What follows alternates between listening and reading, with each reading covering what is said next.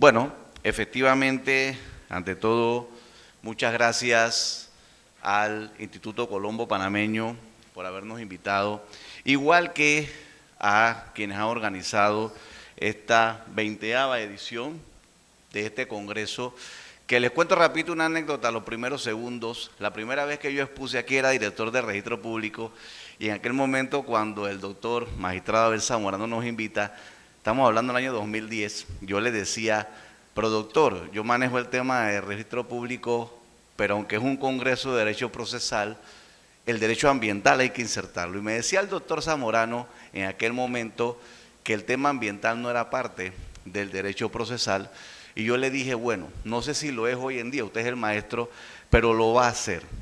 Es la primera vez que un congreso colombo panameño se incluye una parte de derecho ambiental. Eso para mí es un orgullo.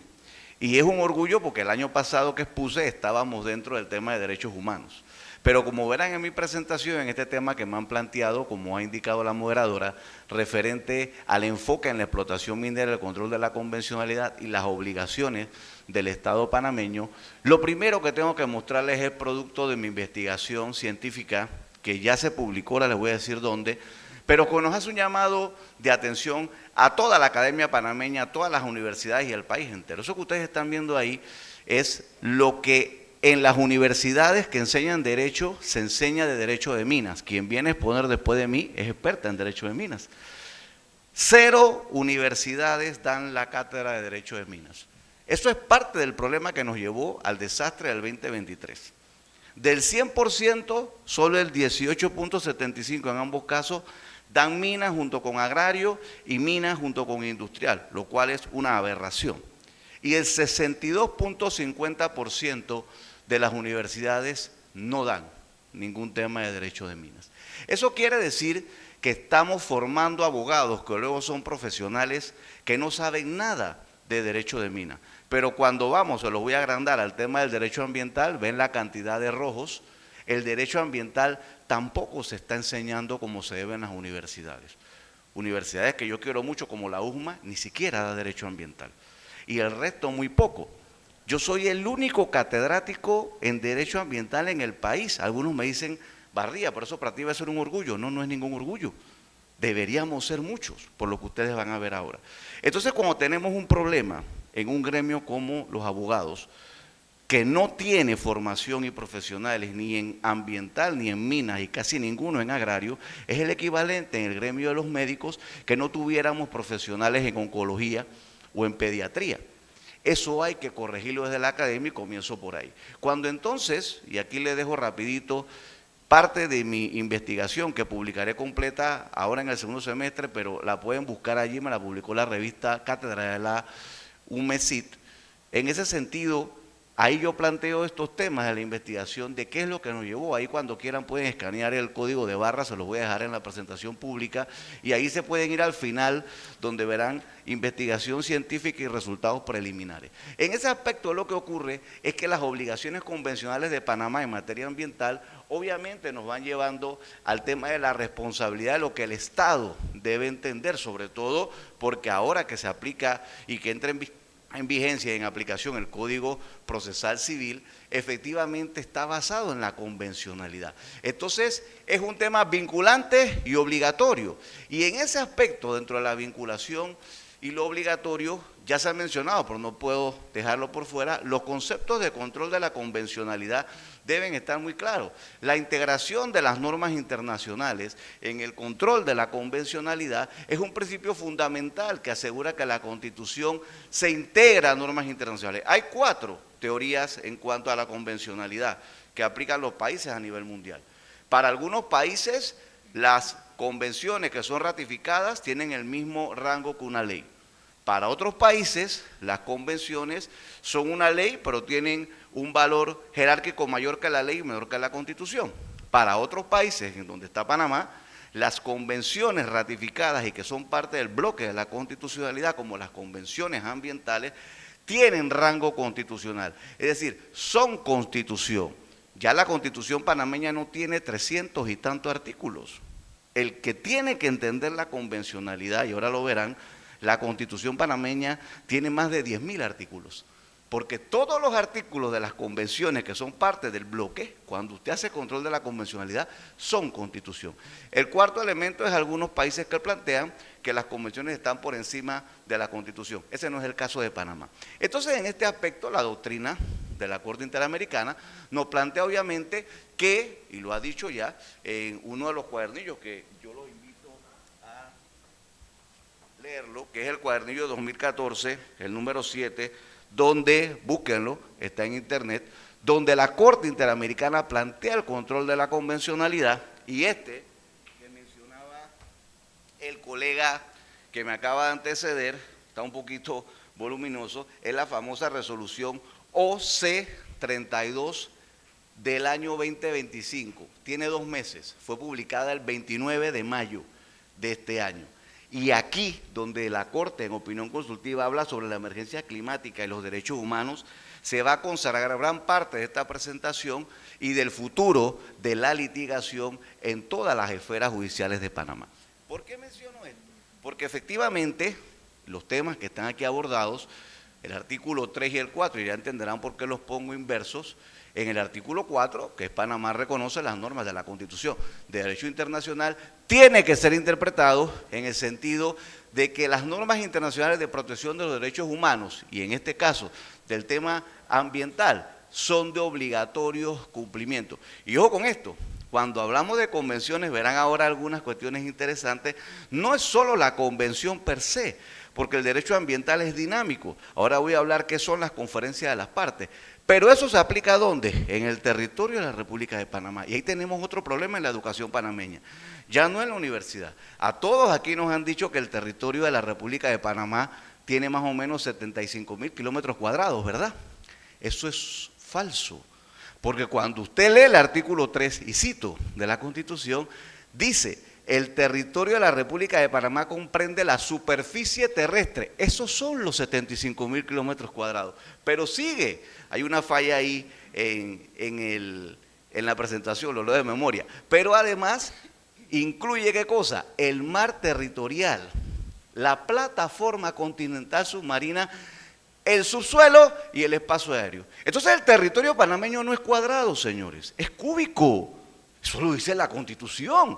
¿Y por qué no nos los enseñan? Entonces, como no comprendemos el concepto constitucional de territorio, por eso también tuvimos el problema con la mina, porque no entendemos que el subsuelo es parte del territorio, y el territorio, dice la parte final de ese artículo, no podrá ser jamás cedido, traspasado o enajenado, ni temporal, ni parcialmente a otros estados. No puede usted ceder los minerales que trae del subsuelo. Ahora voy a hablar un poco de eso. Entonces, todos estos temas son fundamentales para ir entrando en la materia que hoy nos trae a colación. ¿Cuál es la relevancia del tema convencional ambiental? Que es lo que nos planteó el Instituto Colombo Panameño y el profesor Zamorano. Hay 3 elementos: los derechos humanos fundamentales, los compromisos de Panamá y el cambio climático. Obviamente, en el concepto de derechos humanos fundamentales, pues la protección del medio ambiente es ahora considerada un derecho humano fundamental, reflejando un cambio en la percepción global sobre la interrelación de los derechos humanos y el medio ambiente. Aquí resalto, y apúntenlo, porque eso va a ser parte del tema de las futuras generaciones de abogados. Y es una de mis propuestas doctorales.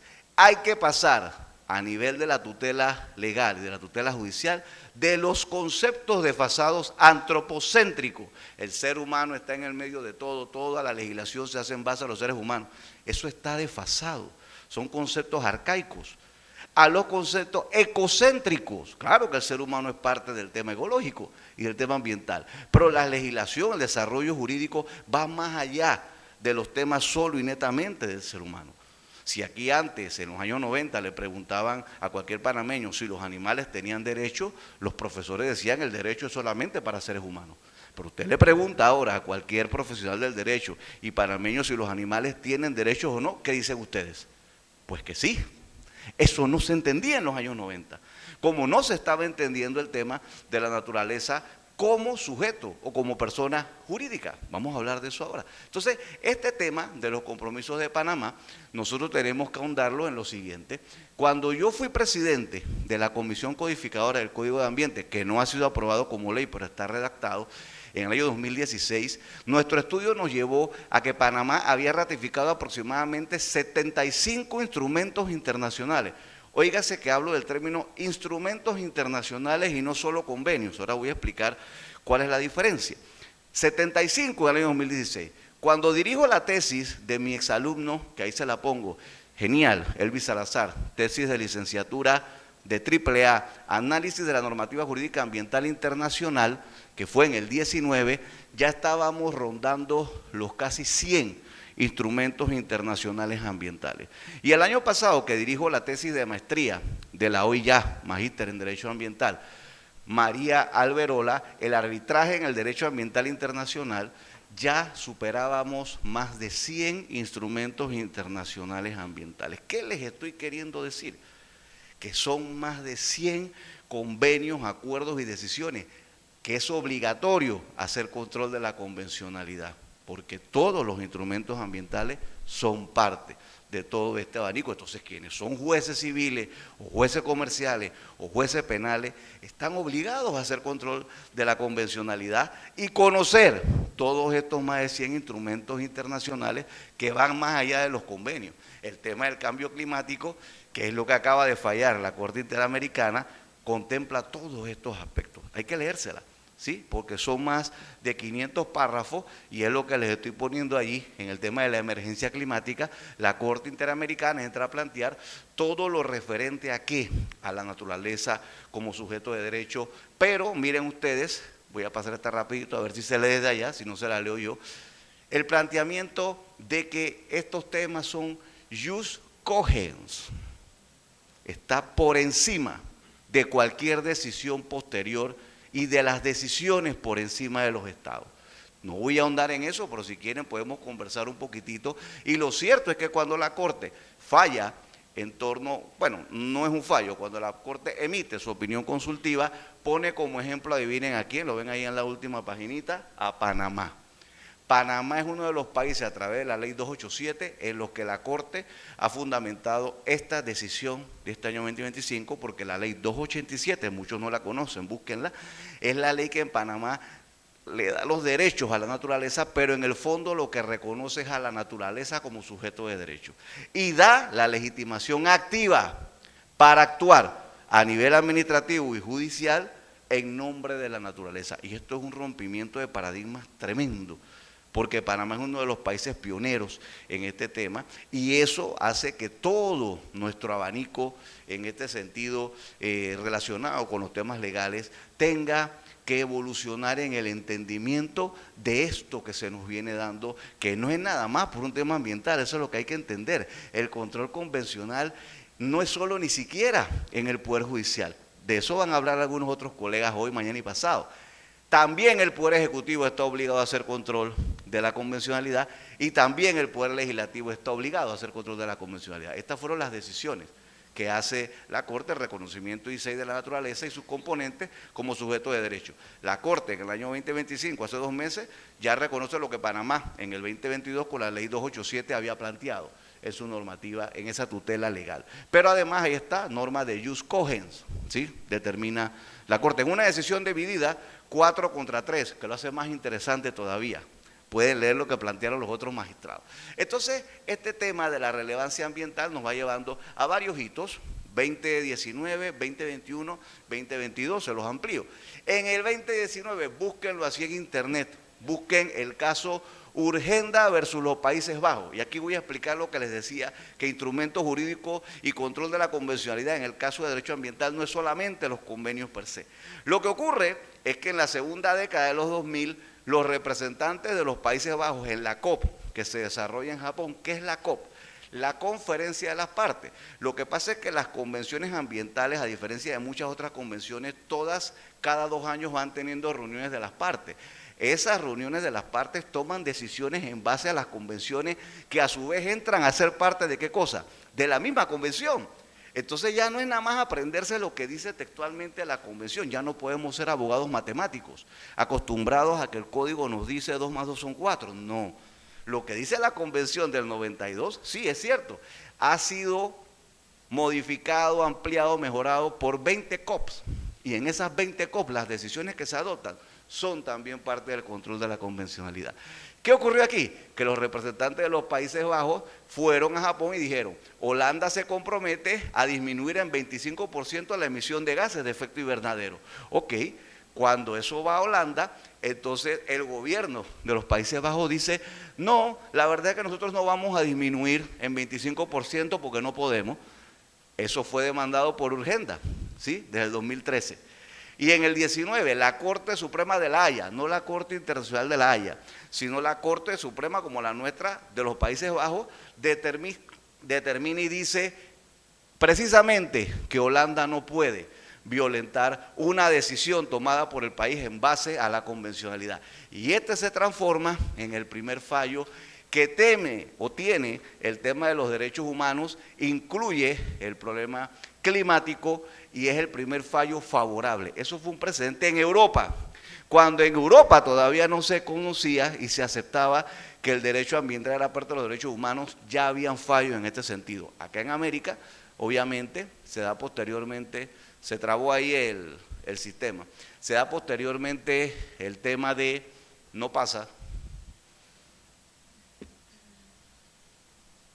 se da posteriormente el tema, creo que está ya trabado en, bueno, avanzo, se da posteriormente en el año 2022 y en el año 2023 lo referente a la decisión de las Naciones Unidas. Las Naciones Unidas, a través de la resolución 70-300, decide que el derecho humano a un medio ambiente sano es parte, ahí, en el 2021 la resolución del Consejo de Derechos Humanos y en el 2022 la resolución 76-300 de las Naciones Unidas, donde se indica que es un derecho humano el derecho a un medio ambiente sano y libre de contaminación. Todos estos aspectos son los precedentes que tenemos a lo que se da con respecto a la emergencia climática que ahora determina la Corte, y en donde esa opinión consultiva 3225 indica todo lo que yo les he explicado. Pero adicional a eso, el acceso a la justicia ambiental, y voy a hacer también una pausa en esto, es fundamental.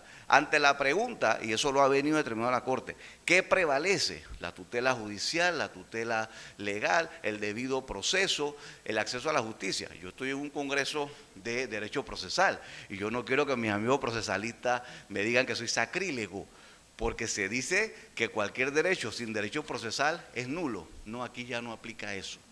Aquí lo que está aplicando en el mundo y en Panamá también es que aunque no exista normas procedimentales, mediante la jurisprudencia, usted tiene que darle prioridad al acceso a la justicia.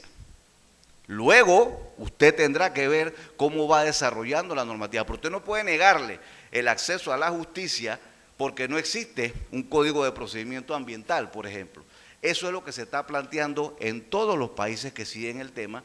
Y en el caso de los fallos de inconstitucionalidad de la Corte Suprema de Justicia, que obviamente tuvo que ver con el caso minero en dos ocasiones, 2017 y 2023, más los otros de cosas juzgadas, el 80%, según algunos estudios que hemos hecho, del fallo de la mina está basado en control de la convencionalidad ambiental.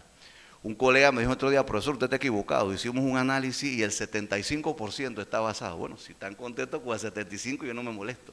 Es más de 3/4 partes del fallo minero del 23, léanlo, está basado en control de la convencionalidad en materia ambiental. Estos son algunos de los libros en el que se basa eso. El tema del acceso a la justicia del convenio de Araúz. Araúz es el equivalente al convenio de Escazú, pero en Europa y en Asia. En México están planteando los temas del derecho al acceso en materia ambiental con el acuerdo de Escazú. Me pasé que es importante. El tema de la introducción a la legitimación procesal activa. Estos son puros libros que está sacando el Poder Judicial mexicano para ilustrar a sus abogados, porque ellos ya han entendido que esto es algo que no tiene para atrás. Entonces, la Corte Suprema, en el caso de México, haya o no haya leyes procesales, va ahondando en los temas de que tiene que darse el acceso a la justicia. El caso de los tribunales ambientales chilenos, que yo lo voy a plantear al final de la exposición, es quizás un modelo de una de mis tesis doctoral, uno de los temas de mi tesis doctoral, que tiene que ver con el aspecto de que yo planteo que en Panamá debe crearse ya la jurisdicción ambiental. Y vamos al debate en ese sentido. Mientras se crea la jurisdicción ambiental, los tribunales civiles deben admitir los casos de demanda por daños ecológicos y por daños ecológicos puros. Y no podemos dejar de resaltar al gran Luigi Ferraioli, que tiene 2 libros interesantes, no uno. Él hizo en el 2023 la Constitución de la Tierra, pero el año pasado hizo ¿Por qué una Constitución de la Tierra? Entonces, todos estos temas doctrinales son interesantes para ir cayendo en el tema de las obligaciones que tiene Panamá, y lo paso rapidito. El cumplimiento de los convenios internacionales es obligatorio y vinculante, no podemos soslayarlo. El derecho a un medio ambiente sano tiene que garantizarse en todos los niveles administrativos y judiciales de Panamá. Lo referente obviamente al derecho al acceso a la justicia ambiental, es prioritario dar acceso a la justicia ambiental. No puede ser como cuando ocurrió el tema minero, que a pesar de tener nosotros la figura de la advertencia de inconstitucionalidad, cuando intentamos que la Corte Suprema de Justicia admitiera la advertencia, la Corte no quiso admitirla. Nos hubiéramos ahorrado todos los problemas que se tuvieron posteriormente, porque al final que hizo la Corte, declaró que era inconstitucional. Pero si en advertencia hubieran admitido la advertencia, hubieran detenido el tema a tiempo sin las consecuencias que tuvo. Y lo referente a la alineación de decisiones nacionales, tienen que estar alineadas ¿con quién? Con lo que se ha determinado a nivel internacional. Entonces, ¿qué pasa con la explotación minera según la Constitución panameña? Que era parte de lo que nos pedían abordar. Bueno, rapidito. En el título de la Hacienda Pública, todos los recursos minerales son propiedad del Estado. Que no les quepa duda con respecto a eso según la Constitución del 72. ¿Sí? Eso significa que el Estado tiene el derecho a explotar los recursos minerales. El Estado, las concesiones no pueden darse más. Y ahora voy a explicar por qué, aunque eso lo ahondo y lo ahondaré yo, me retrocedieron a la presentación. Y esas condiciones de la explotación obviamente tiene que ver con el tema de que se cumplan ¿qué cosa? Los convenios internacionales. Es decir, si es que lo explotamos, tiene que explotarse en cumplimiento con la normativa internacional. El tema obviamente del acceso a la justicia, en 2020 Panamá ratifica Escazú, que es la convención que plantea el acceso a la justicia. En el año 2022 se aprueba la ley 287 de los derechos de la naturaleza, que ya les dije. En el 2023 se da la crisis minera y se da el fallo con el 80% de sustento en control convencional basado en convenciones ambientales.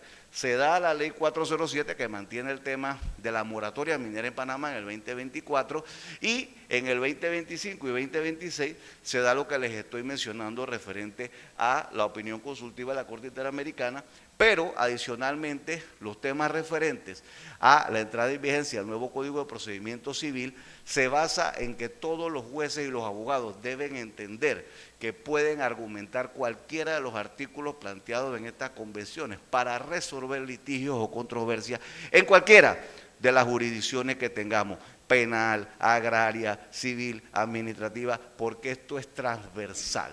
Entonces, yéndonos un poquitito al tema de nuestras conclusiones, primero, el concepto de tribunales ambientales, hay casos muy cercanos, en Chile, en Brasil y en Argentina, pueden ser algunos modelos que utilicemos o no, eso hay que trabajarlo, yo no estoy diciendo que sea ahora mismo, pero el país debe caminar hacia el tema de la jurisdicción ambiental. Yo me atrevo a plantear que la Corte Suprema de Justicia, ustedes opinarán lo que a bien consideren, no podemos seguir teniendo una Corte Suprema de Justicia donde la Sala Tercera de lo contencioso administrativo ve lo laboral, ve lo ambiental, ve lo de derechos humanos, eso está fuera de lugar.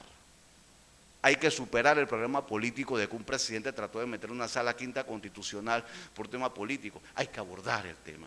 Y el Poder Judicial debe reorganizarse, donde deben entrar estos nuevos temas. Lo de la inteligencia artificial, que no me toca ahora mismo, es fundamental.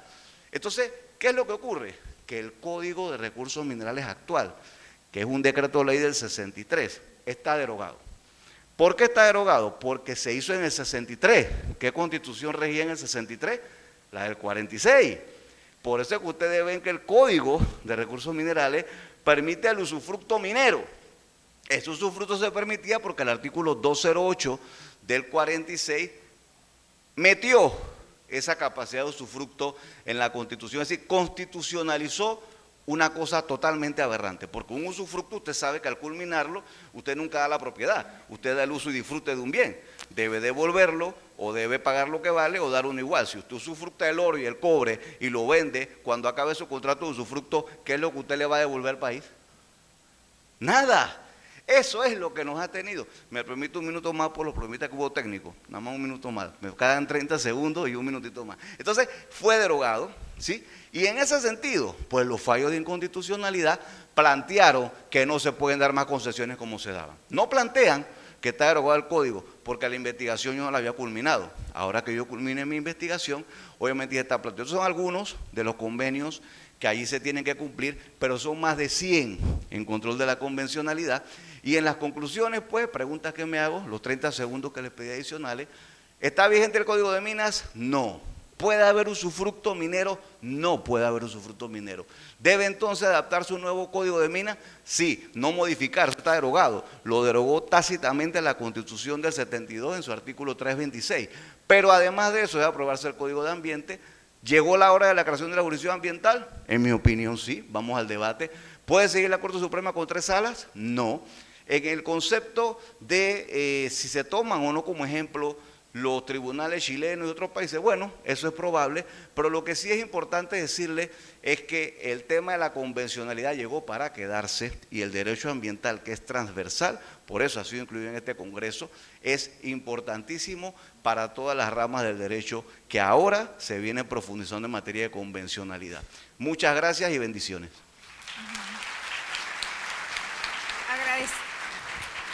Agradecemos la participación del doctor Barría.